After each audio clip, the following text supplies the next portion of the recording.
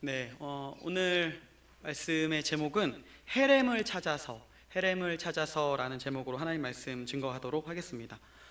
성경을 읽다 보면 그 하나님 말씀이 이해되지 않는 순간들이 있습니다. 그 하나님은 사랑이라고 얘기하는데 때로는 너무 잔인하거나 무가치하거나 무정해 보일 때가 있습니다. 특별히 어떤 장면에서 좀 가장 어릴 때 성경을 읽을 때 가장 이해가 안 됐던 장면이 뭐였냐면 그 어떤 특정 지역에서 사람들을 하나님이 죽이라고 명령을 하는 겁니다.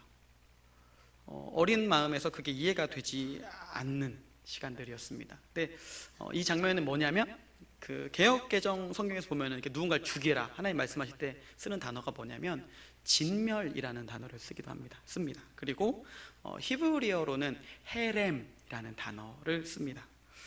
대표적인 헤렘의 예가 뭐냐면 이집트에서 나온 백성들이 하나님께서 이제 가나안으로 들어갈 때 그 땅의 가나안 백성들을 향해서 그 헤렘하라고 얘기합니다. 그 땅에 있는 모든 백성들을 다 죽여버리라고, 땅에 있는 모든 것들을 다 쓸어버리라고 이야기를 합니다. 왜 그러셨을까요? 이것은 그냥 단지 하나님께서 어떤 이렇게 잔인한 신이다라는 것이 아니라 공의로우신 분이다에 대한 이야기입니다. 하나님의 모든 사람이 아니라 가나안에 있는 사람들만을 헤레마라고 명령하셨습니다. 그것은 어떤 거냐면 그 땅에 있는 악에 대한 헤렘이었습니다. 일예로 생각을 해보면 우리도 그렇습니다. 우리도 흉악한 범죄를 저지른 사람을 보면서 어떻게 생각하십니까? 그에 합당한 벌이 집행되어지기를, 정의가 세워지기를 원합니다.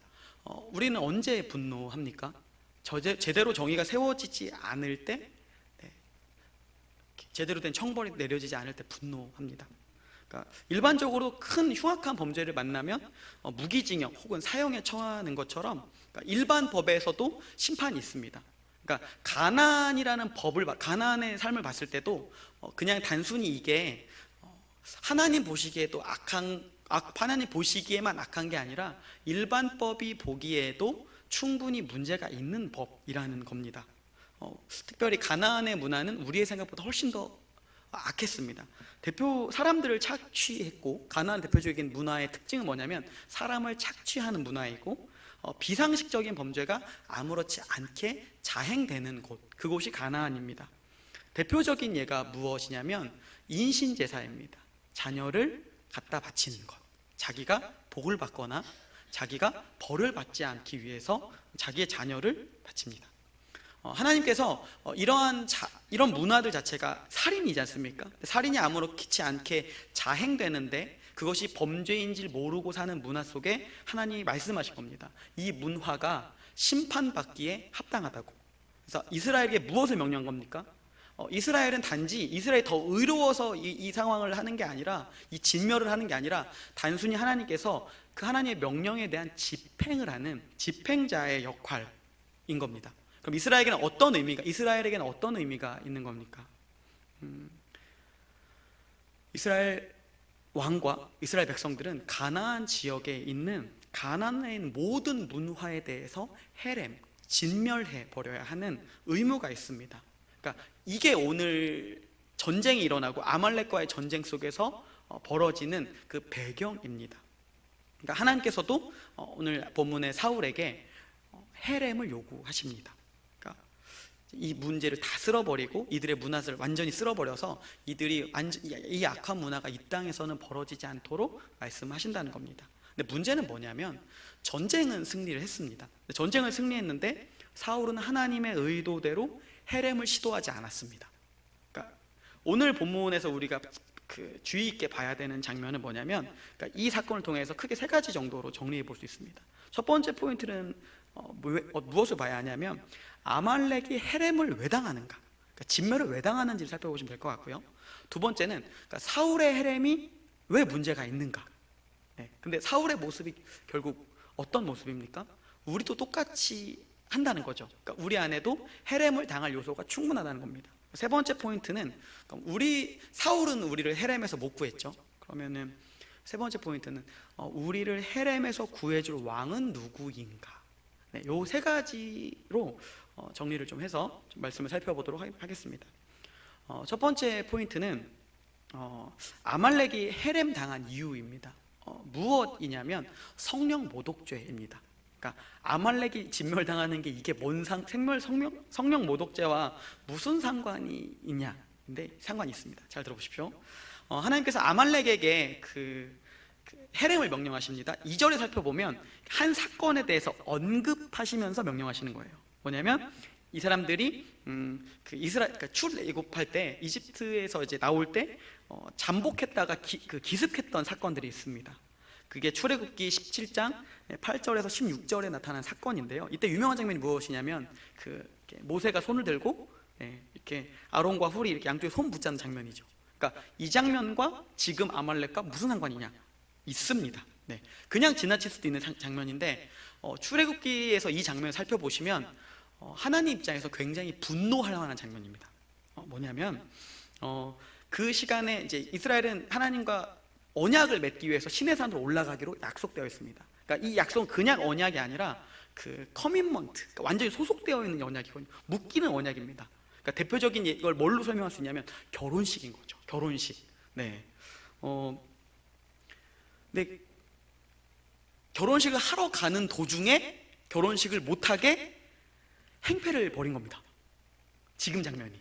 네, 제가 이 장면 제가 설교 준비하다가 제가 얼마 안 됐지 않습니까? 네, 제가 결혼식 여기서 한지 제가 여기 나오려고 딱 하는데 누가 옆에서 이렇게 막으면 기분이 어떨까?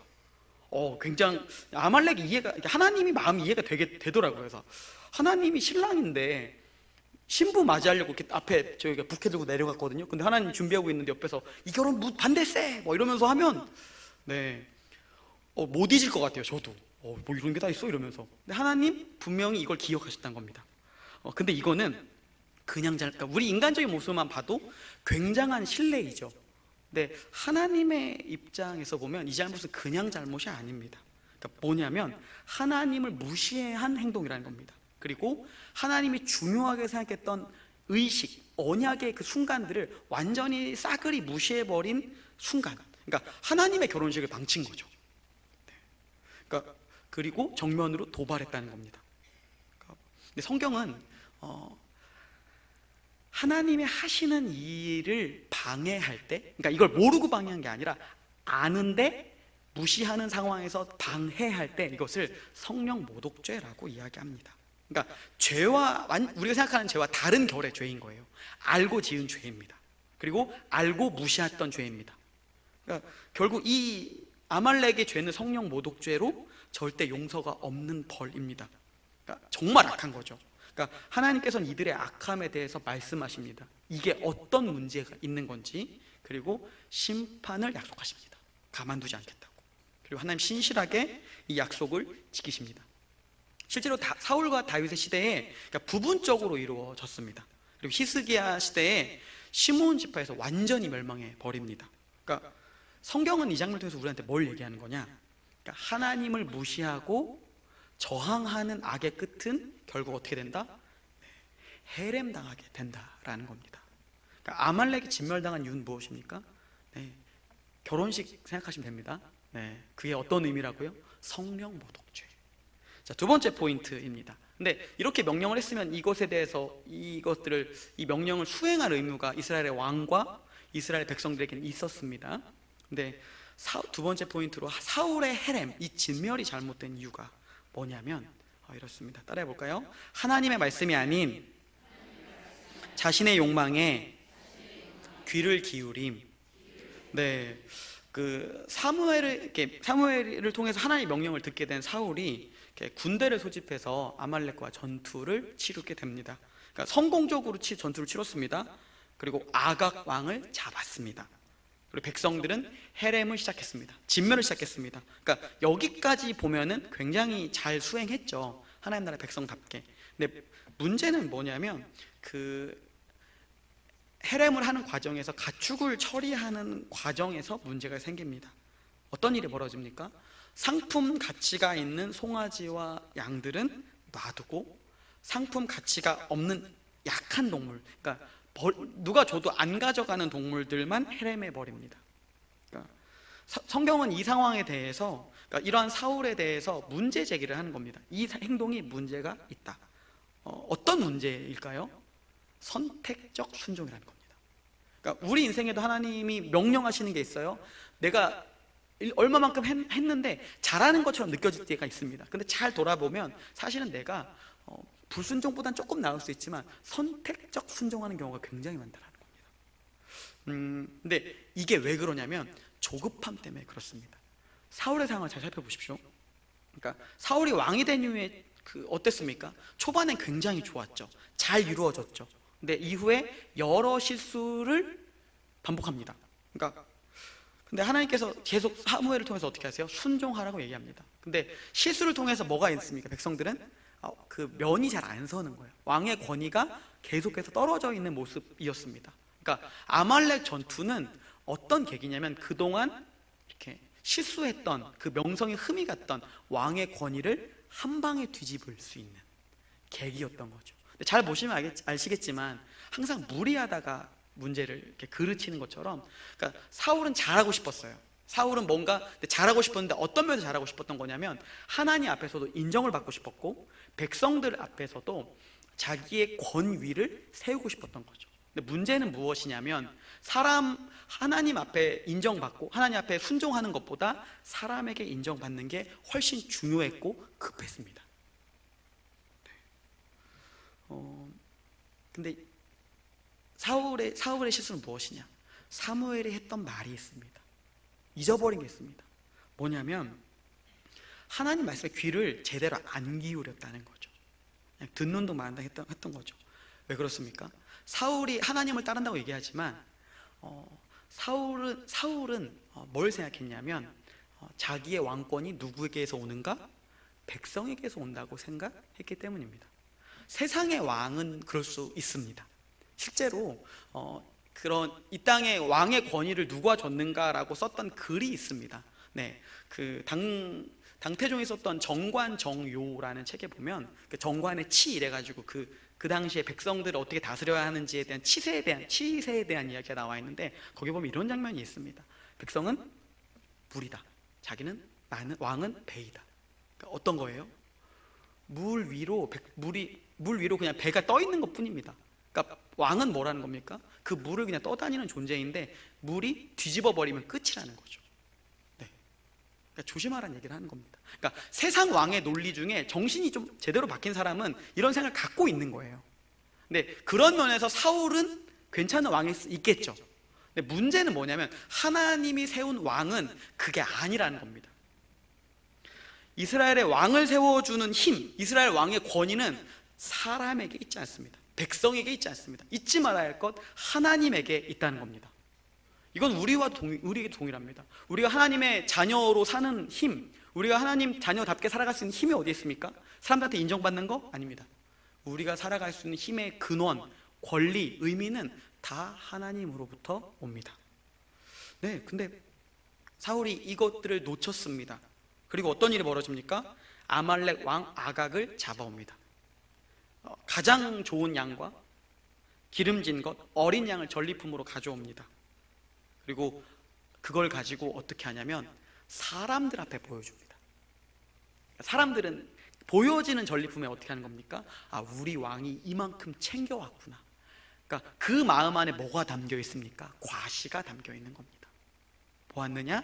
내가 너희를 이만큼 책임질 수 있는 능력 있는 왕이다라고 자기 증명을 이 시간에 한다라는 겁니다. 근데 사울은 어떤 상황인 겁니까? 이스라엘의 왕이 들어야 할 하나님의 말씀은 듣지 않고 오히려 자신의 정치적 욕망, 자신의 욕망에만 귀를 기울였다는 겁니다. 근데 이렇게만 보시면 어떻습니까? 사울이 하나님 말씀 제대로 들은 건가요? 아니요, 선택적 순종도 사실 안 들은 겁니다. 무시한 겁니다. 그러니까 아말렉의 잘못이나 사울의 잘못이나 다를 바가 없다는 겁니다. 하나님 입장에서 보면 둘 다 똑같다는 겁니다. 네. 그래서 결국 어떤 일이 벌어지냐? 사울의 헤렘이 잘못된 이유는 자기 안에 있는 아말렉적인 요소, 하나님을 무시하고 싶은 요소, 자기를 증명하고 싶었던 요소, 그것들을 진멸했어야 되는데 진멸하지 않았다는 겁니다. 그래서 행동으로 나왔고 결국 사울은 자기 안에 있는 아말렉 때문에 해렘 당했습니다. 사울의 욕망, 실수, 그걸로 인해서 해렘 당하는 상황, 무엇을 보여줍니까? 우리에게 그 세상의 그 어떤 힘도 어떤 지위도 우리를 그 해렘에서 구할 수 없다는 걸 보여줍니다. 우리 모두 그렇지 않습니까? 결국 내 인생에 그냥 내 마음대로 살다가 어떤 순간 딱 느껴지는 순간들이 있습니다. 어떨 때가 있냐면 마음대로 살다가 나만 아는 순간들이 있어요. 이러다 죽겠다 라는 순간들이 있죠. 그때가 헤렘의 때이라는 거예요. 헤렘에 대한 감각이 확 살아날 때가 있지 않습니까? 그게 하나님 우리한테 보내주신 경고라는 겁니다. 그게 우리의 문제입니다. 하나님의 음성 대신 자신의 내면에 있는 욕망의 음성을 듣는 인생. 사울의 모습을 통해서, 사울이 헤렘 당하는 그 길들을 통해서 우리는 우리의 모습을 비추며 우리의 내면을 돌아볼 필요가 있습니다. 우리가 우리를 구원할 수 없구나, 우리를 헤렘에서 우리 자신을 헤렘에서 구할 힘이 없구나를 보게 되는 겁니다. 그리고 성경은 여기에 질문을 다시 하게 합니다. 그렇다면 이 왕은 실패했는데 이 헤렘에서, 이러다 죽겠네라고 하는 이 헤렘에서, 이스라엘의 헤렘에서, 사울의 헤렘에서, 나의 헤렘에서 누가 이 헤렘에서 나를 건질 것인가? 오늘 이 부분에 대한 얘기를 좀 해보도록 하겠습니다. 세 번째 포인트입니다. 우리를 헤렘에서 구해줄 왕은 누구인가? 따라하겠습니다. 군림하는 왕이 아닌 목자인 왕. 네. 분명히 하나님께서 이스라엘의 왕을 선별하셨을 때 어떤 왕이었습니까? 분명히 목자의 마음을 갖고 있는 왕이었다는 거죠. 그래서 사울은 어떻게 됐습니까? 결국 실패했고 그 뒤에 올라오는 왕은 어떤 왕입니까? 실제로 목자였습니다. 이 왕을 통해서 무엇을 보여주는 것입니까? 진짜 하나님의 왕 되시면 뭐냐? 하나님은 우리를 목자로 생각하신다는 겁니다. 결국 그 다윗을 통해서 무엇을 보여주는 겁니까? 진짜 우리 뒤에 우리를 헤렘에서 건져줄 왕은 우리의 참된 목자이시다. 그분은 누구인가? 다윗을 통해 본 하나님, 그 왕을 기대하게 된다는 겁니다. 그 한 왕에 대한 이야기를 좀 해보겠습니다. 요한복음 10장에 보면 다윗의 후손으로 온 한 왕에 대한 소개가 있습니다. 그 왕이 자기를 가리켜서 이렇게 얘기합니다. 나는 선한 목자.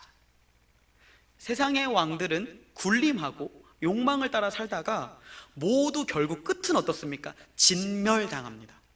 모든 영원한 제국이 있습니까? 없습니다. 결국 진멸당한다는 거예요. 그런데 이 선한 목자인 왕은 자신을 어떻게 소개하냐면 그런 왕들과 다르다는 겁니다. 군림하지 않고 착취하지 않고 돌보고 참된 왕이신 하나님의 음성을 듣게 하고 결국 바른 길로 인도하게 한다고 합니다.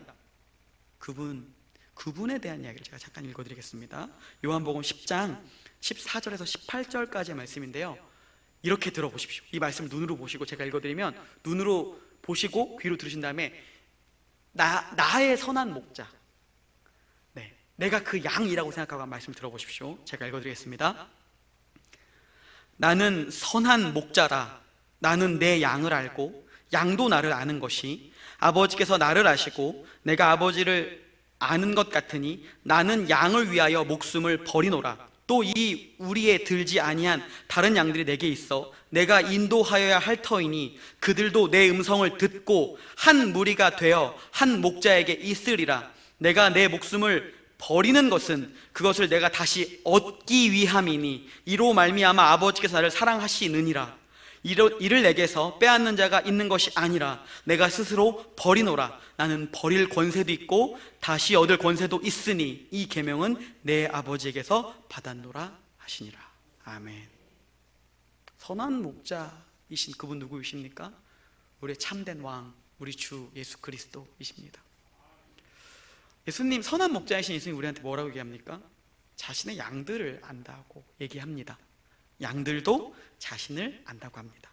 그러니까 인격적으로 깊이 있는 관계, 모든 것을 다 내어주는 관계. 네. 그리고 또 무엇이 있습니까?